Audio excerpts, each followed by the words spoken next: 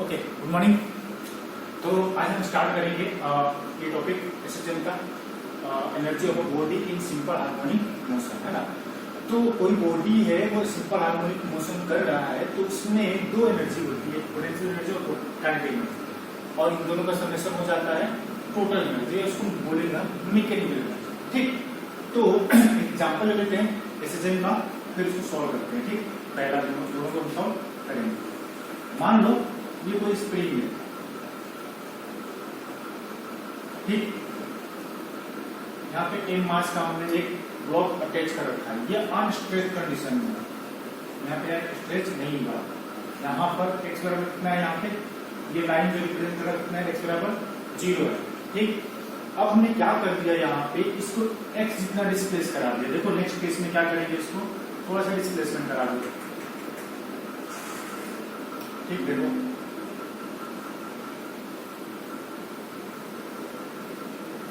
हमने डिस्प्लेस करा दिया यहाँ पे, क्लियर। ये हमने जो हमारा ब्लॉक था उसको हमने क्या कर दिया, यहाँ से एक्स जितना डिस्प्लेस करा दिया। ठीक, एक्स जितना हमने क्या करा दिया, डिस्प्लेस करा दिया। तो आपको पता है यहाँ पे एक रिस्टोरिंग फोर्स काम करता है ना, इस डायरेक्शन में, है ना।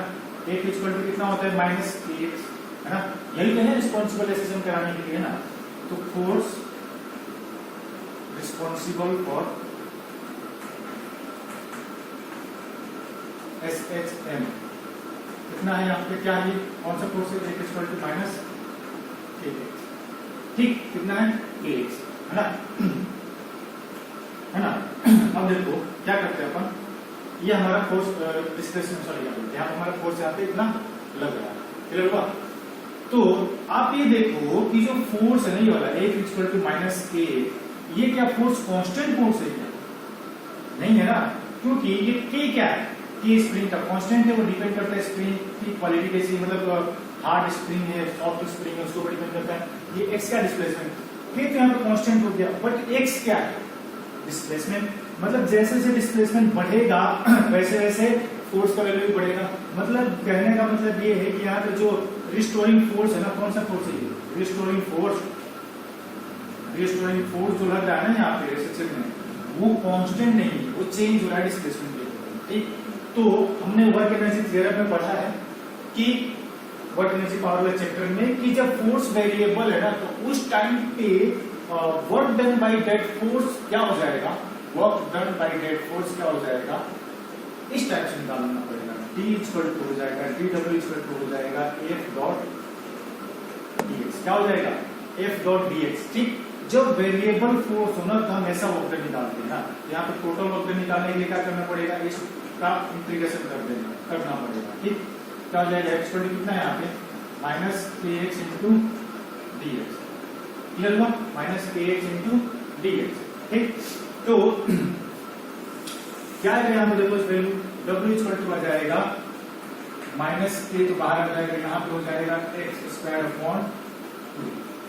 ठीक, ये हो जाएगा माइनस के एक्स स्क्वायर बाई 2। ठीक, ये वर्क डन होगा रिस्टोरिंग फोर्स के कारण। क्या होगा, ये वर्क डन होगा रिस्टोरिंग फोर्स के कारण। अब तो क्या बोलेंगे इसको, potential energy, potential energy store in spring क्या हो जाएगा, क्या हो जाएगा, यू इसे रिप्रेजेंट करके पी से रिप्रेजेंट कर दो, पी इक्वल टू क्या हो जाएगा, माइनस डब्ल्यू हो जाएगा। ठीक है ना, ये मतलब जो यहाँ पे वर्क डन होगा उसका निगेटिव वैल्यू होता है। ठीक है ना, हमने वर्क एनर्जी पावर में देखा है। पीई पोटेंशियल एनर्जी कितना हो जाएगा, माइनस माइनस माइनस क्या हो जाएगा, प्लस, है ना, 1/2 के एक्स स्क्वायर। ठीक, ये हमारा potential energy stored in the spring, है ना, ये स्प्रिंग में स्टोर होगा, इसमें स्टोर होगा, इस स्प्रिंग में स्टोर होगा। मतलब स्प्रिंग क्या, मतलब जो कोई भी स्ट्रक्चर परफॉर्म कर रहा है उसमें इतना एनर्जी स्टोर होगा।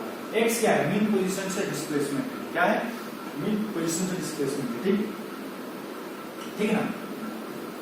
अब आगे देखो यहाँ पे कुछ चीजें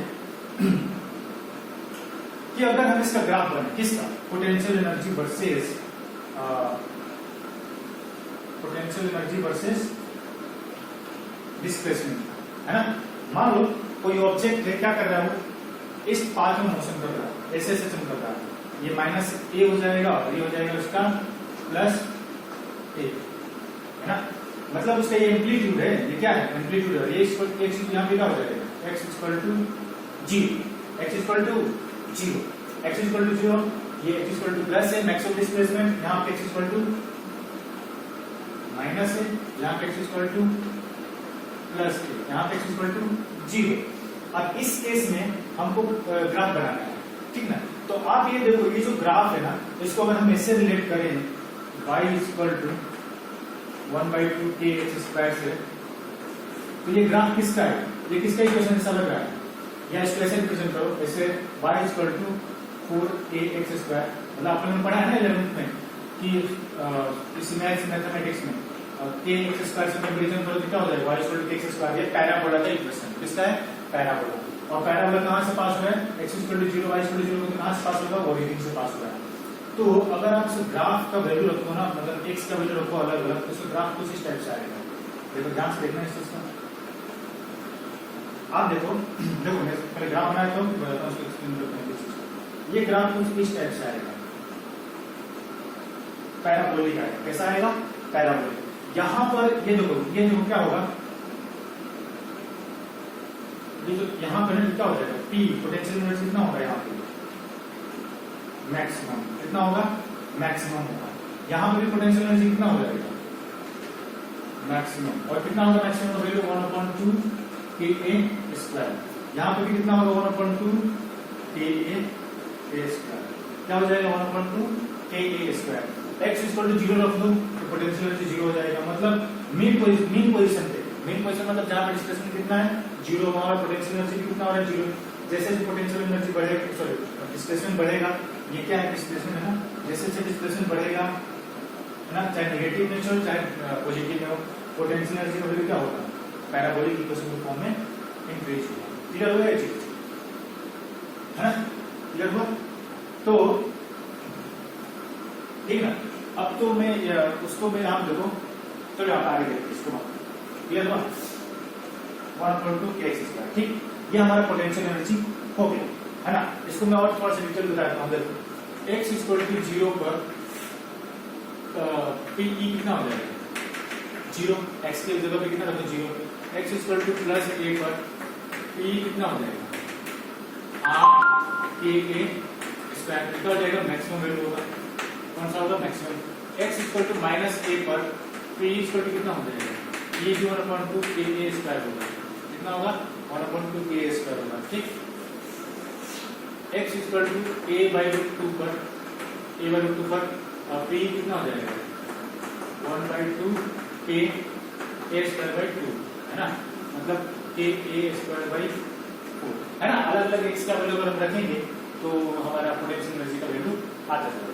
क्लियर हो, कोई दिक्कत है ना। देखो और चीज यहाँ पे देखते हैं, इतना क्लियर हुआ ना। अब आगे देखते हैं average value of potential energy. अब एवरेज वैल्यू क्या होता है उसको मैं क्लियर करा रहा हूँ, क्योंकि देखो यहाँ पे मैक्सिमम हो रहा है 0 हो रहा है, तो इसमें कुछ ना कुछ पोटेंशियल एनर्जी एवरेज हम कुछ लेंगे तो क्या आएगा। देखो एवरेज कैसे निकालते हैं, आपको छोटी क्लास में सीखा है ना। एवरेज कैसे निकालते हैं अपन, टोटल वैल्यू मतलब सम अपॉन नंबर्स, ऐसे ही करते हो ना आप लोग अपने एग्जाम के मार्क्स का एवरेज निकालते हो। ठीक है, देखो कैसे निकालेंगे यहाँ पे एवरेज। देखो यहाँ पे एक और थोड़ा डायग्राम बनाया था समझाने के लिए, देखो मुझे फील हो रहा है कि जरूरत है। देखो ये स्प्रिंग यहाँ पर गया, यहाँ के बाद वापस यहाँ पे आएगा, आएगा कि नहीं आएगा। देखो यहाँ पे वापस आएगा, मिड पोजीशन पे वापस आएगा, फिर वापस क्या करेगा, यहाँ पे रुक जाएगा क्या, नहीं रुकेगा। क्यों नहीं रुकेगा, due to inertia of motion क्या करेगा, वापस स्प्रिंग को दबाएगा, जो ये है ना वापस इसको कंप्रेस कर देगा, यहाँ पे आ जाएगा, है ना। तो ये जितना डिस्प्लेस हुआ था ना उतना डिस्प्लेसमेंट इधर भी होगा, है ना, ये है ना। तो यही ये x इक्वल टू सॉरी क्या आ जाएगा यहाँ पे, ये नेगेटिव डिस्प्लेसमेंट वाला था। अब सुनो देखो यहाँ पे जीरो एनर्जी पोटेंशियल एनर्जी, यहाँ पे क्या हो जाएगा P क्या हो जाएगा, यहाँ पे मैक्सिमम हमने देखा था। यहाँ फिर से P कितना हो जाएगा जीरो। यहाँ पे कितना हो जाएगा मैक्सिमम, पोटेंशियल एनर्जी कितना हो जाएगा मैक्सिमम, यहाँ पे कितना हो जाएगा जीरो। ये हमने देख लिया। अब देखो तो हमारे पास P का फॉर्मूला कितना आया, पोटेंशियल एनर्जी का आया था 1/2kx²। क्लियर, याद है? तो हमारे पास फॉर्मूला पता है, x इक्वल क्या होता है, a sin omega t plus five. Clear हुआ? तो इसका वैल्यू यहाँ पे क्या आ जाएगा, P इक्वल टू आ जाएगा 1/2 k a sin omega t plus five. यह हमारा पोटेंशियल एनर्जी का है ना। यहाँ पे देखो टाइम डिपेंडेंट पोटेंशियल एनर्जी है ना, साइन के ऊपर डिपेंड कर रहा है ना। तो अब एक बात बताओ कि ये पार्टिकल यहां से स्टार्ट होके यहां पर वापस आएगा ना, यहां पर रिकॉर्ड आइटम है ना। देखो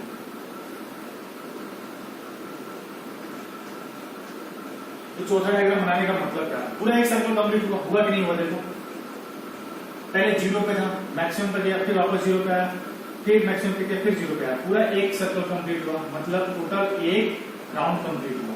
तो एक राउंड में देखो पोटेंशियल एनर्जी 2 बार मैक्सिमम हो रहा है और 2 बार जीरो हो रहा है। किसी एक को उसको काउंट मत करना, ठीक है। 2 बार मैक्सिमम और 2 बार जीरो, और 2 बार मैक्सिमम और जीरो तक होगा तो जीरो और मैक्सिमम के बीच का भी तो वैल्यू आएगा ना। तो आपसे पूछा जाए ठीक है भाई सर इसका वो निकाल लो, एवरेज वैल्यू निकाल लो। तो यहां से लेकर वन साइकिल कंप्लीट करने में कितना टाइम लगता है, टाइम पीरियड लगता है ना। ये वन साइकिल हुआ है ना, आधा और ये आधा सर्कल, ठीक ना। तो वन साइकिल कंप्लीट हुआ, तो वन साइकिल में टाइम कितना लगता है, कैपिटल टी है ना। इसका हम एवरेज निकालेंगे है ना। एवरेज कैसे निकालेंगे, देखो एवरेज वैल्यू हम क्या लिखेंगे इसको, एवरेज वैल्यू ऑफ